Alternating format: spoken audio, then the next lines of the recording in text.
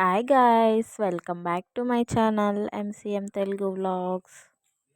చాలామంది ఉప్మా అంటే నచ్చదంటారు కానీ రవ్వ ఉప్మా చాలా బాగుంటుంది కదా. అలాగే నేనైతే ఈరోజు కొంచెం కొత్తగా ట్రై చేశాను. అంటే నేను కనిపెట్టింది ఏం కాదు, చాలామంది చేస్తున్నారు. నేనైతే ఫస్ట్ టైం చేస్తున్నాను. అంటే నార్మల్గా ఉప్మాకి వాటర్ పోసినప్పుడు అందులో కొద్దిగా పాలు వేయడము. టేస్ట్ అయితే చాలా బాగా వచ్చింది. నాకు డౌట్ వచ్చింది మధ్యలో, వాటర్లో అన్నీ ఉంటాయి కదా, ఆయిల్ అవన్నీ మిక్స్ చేసి ఉంటాం కదా, ఆ పాలు పోయగానే పాలు విరిగిపోతే ఉప్మా పనికొస్తుందా ఏంటి అని నాకు చాలా డౌట్ వేసింది. చూస్తూ ఉన్నాను, బట్ పాలైతే ఏం కాలేదు. ఉప్మా చాలా టేస్టీగా వచ్చింది. అనిపించింది ఎప్పుడైనా ఇలాగే ట్రై చేస్తే బాగుంటుంది అని.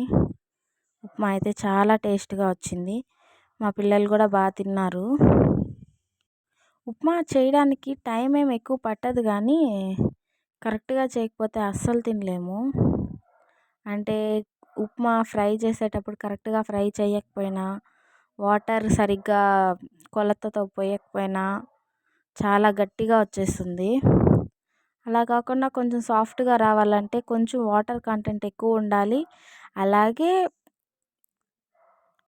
ఉప్మాని ఫ్రై చేసేటప్పుడు కొంచెం మంచిగా ఫ్రై చేసినా కూడా చాలా బాగుంటుంది. ఈ రెసిపీ మీకు నచ్చిందా? నచ్చితే కామెంట్ చేయండి. Please like, share and subscribe. Bye bye.